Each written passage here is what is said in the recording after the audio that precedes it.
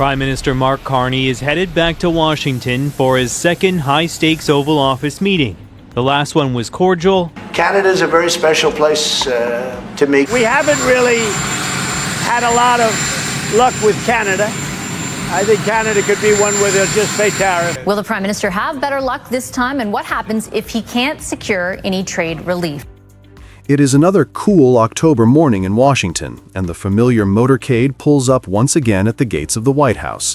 For Prime Minister Mark Carney, this second visit carries a very different weight from the first. Back in May, when he met President Donald Trump for the first time, the tone was polite.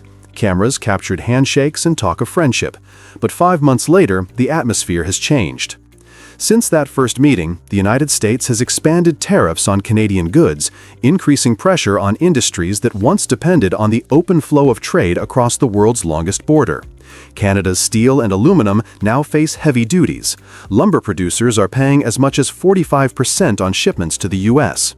The pain is visible in places like British Columbia, where hundreds of mill workers have already lost their jobs. Before this visit, Carney's team worked for weeks to reopen discussions on metals and forestry. In both Ottawa and Washington, negotiators have been exploring a possible adjustment to the tariffs. Optimism is cautious but real, not about removing all duties, but about reaching a point where trade can resume under more predictable rules. As Carney steps into the Oval Office again, the goal is modest but meaningful, to show that patience can be stronger than pressure. The tension between Washington and Ottawa has become a test of endurance rather than confrontation. Both economies are too intertwined to hurt each other without feeling the blow themselves. The United States is Canada's top customer for metals and forest products, while Canada provides nearly 1/5 of America's imported construction materials.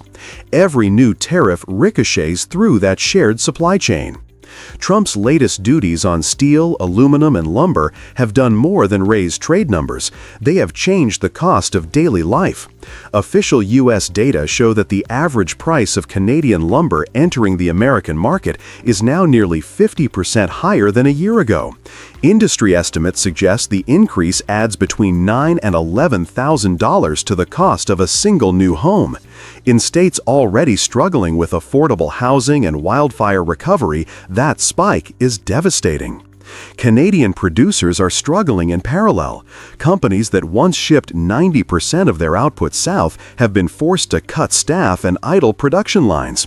Many report paying hundreds of millions of dollars in duties since 2017 and reducing their workforces by more than half to stay afloat. The fallout has been especially severe across northern British Columbia, where smaller secondary manufacturers are disappearing altogether. In both countries, the tariff war has stopped being a political slogan. It has become an expensive reminder that walls in trade rarely stand on just one side.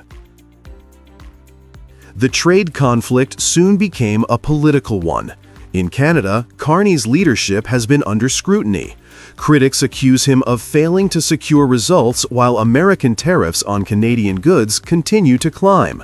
Yet Ottawa has stuck to a deliberate strategy, maintaining credit ratings, supporting vulnerable industries, and avoiding retaliation that could worsen the standoff. The aim is to preserve stability while allowing time for U.S. industries to feel the pressure from rising costs. That pressure is now visible. In the United States, parts of the government remain shut down after a budget stalemate. Inflation is still elevated. Construction and manufacturing firms are paying more for imported materials. Trump's promise that tariffs would strengthen domestic production has not materialized.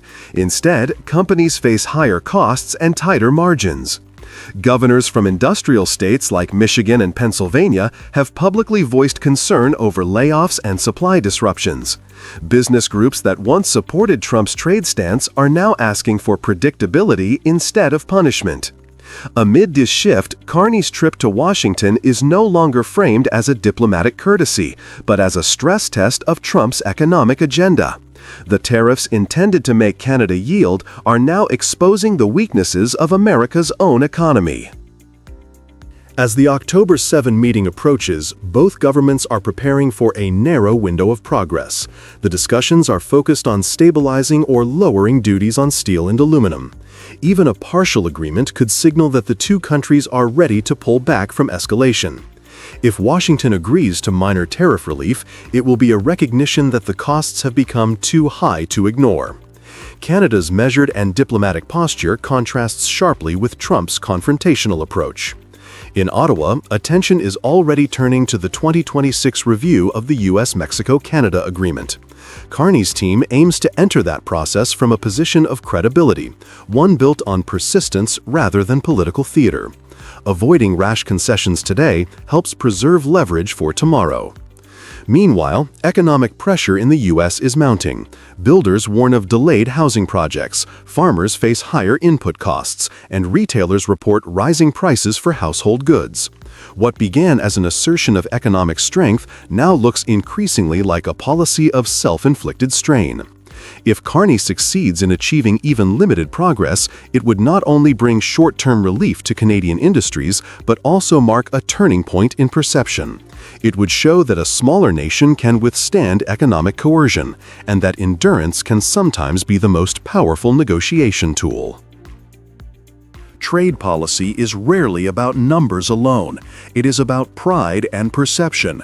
Trump built his economic image on the idea that tariffs equal strength. But in a global economy, true strength comes from cooperation. When one side isolates itself, both sides pay. For Canada, the past year has been a harsh lesson in patience. Factories have cut shifts, and workers in resource towns have faced uncertainty.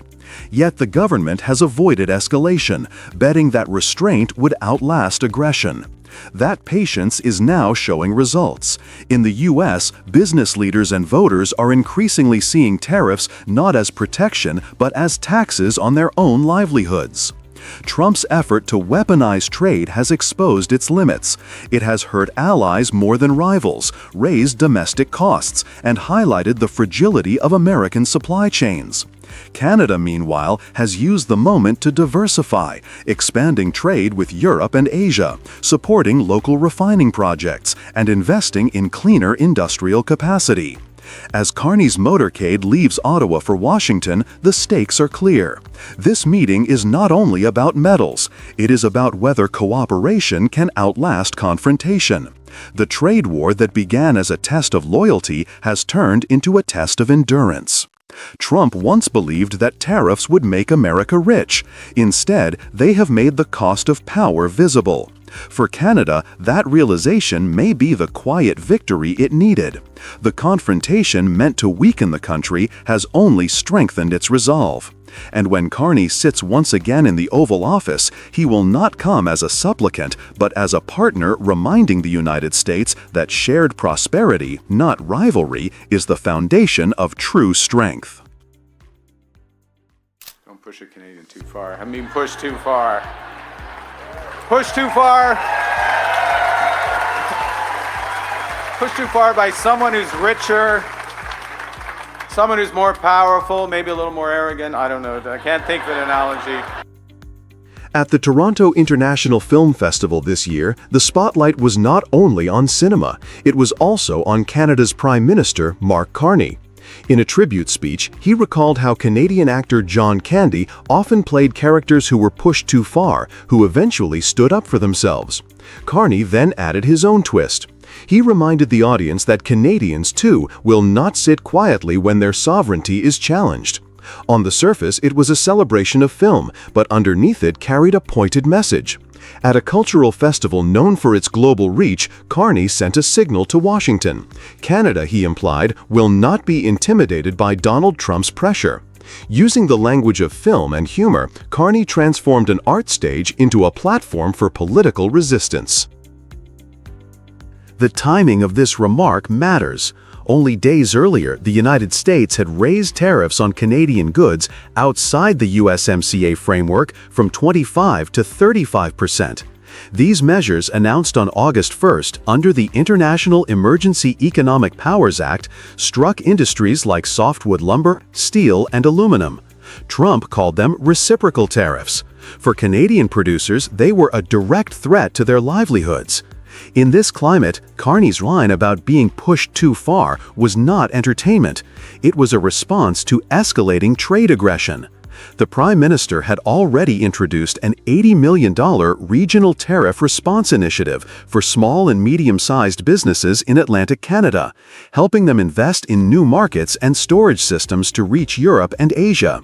His government framed this as part of a broader plan to give companies the tools to adapt rather than wait for uncertain outcomes.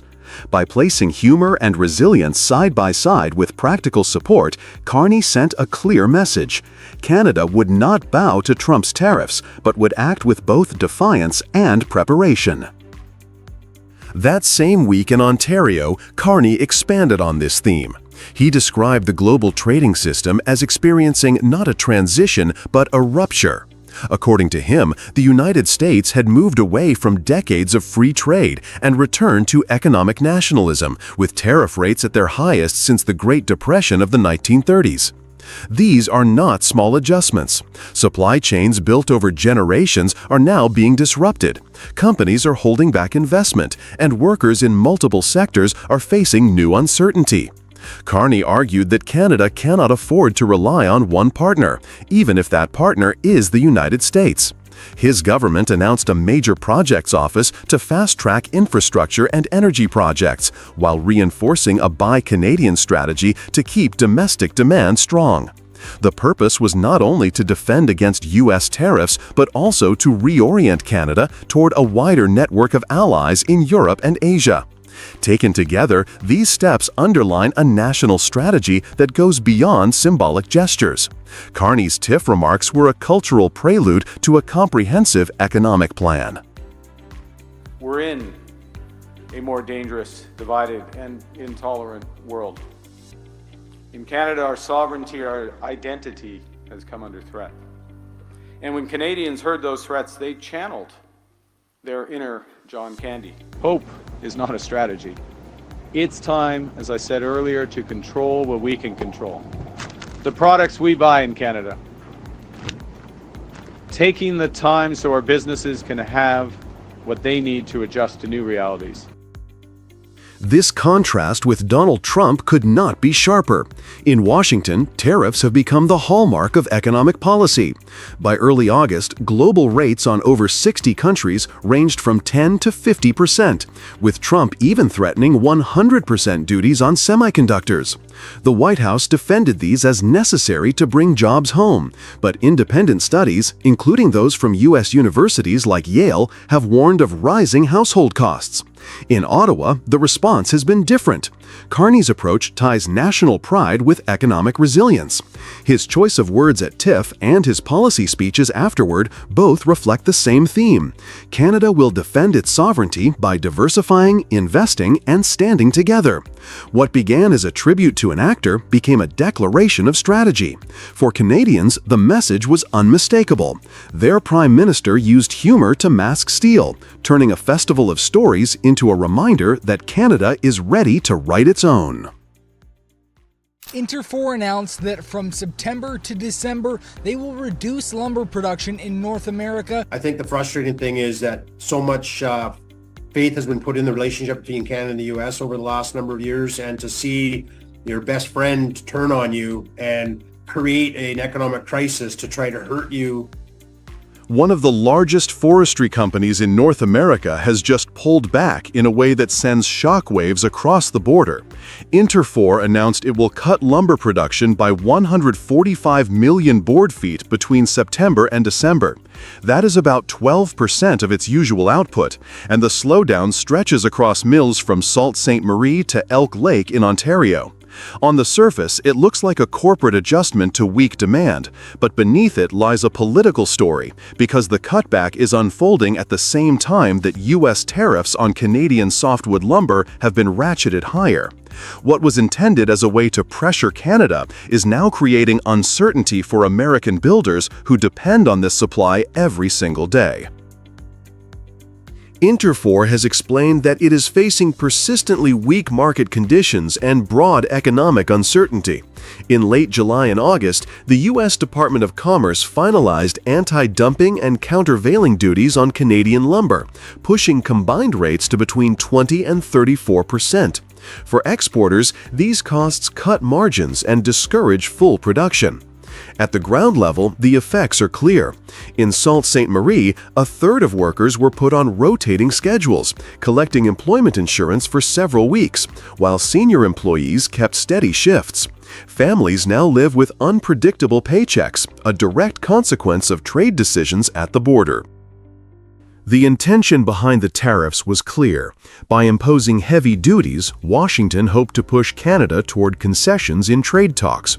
But the outcome is not lining up with the plan. When a company like Interfor reduces supply, the direct result is less Canadian lumber flowing into the United States. That matters because U.S. construction has long leaned on Canadian imports. Roughly 3/4 of the softwood lumber used for home building south of the border comes from Canada. Already, futures markets reacted to the September announcement. Prices that had been sliding due to oversupply began to move upward again. Builders now face the prospect of higher costs for framing, roofing, and flooring. This is not a theoretical problem. Housing affordability in the U.S. is already stretched, and construction budgets for infrastructure projects are tight. By forcing supply cuts, the tariff policy risks making these challenges worse. The notion of punishing Canada begins to look like self-inflicted pain. Interfor's move is more than a corporate decision. It is a sign of how an industry adapts when tariffs make cross-border trade less viable.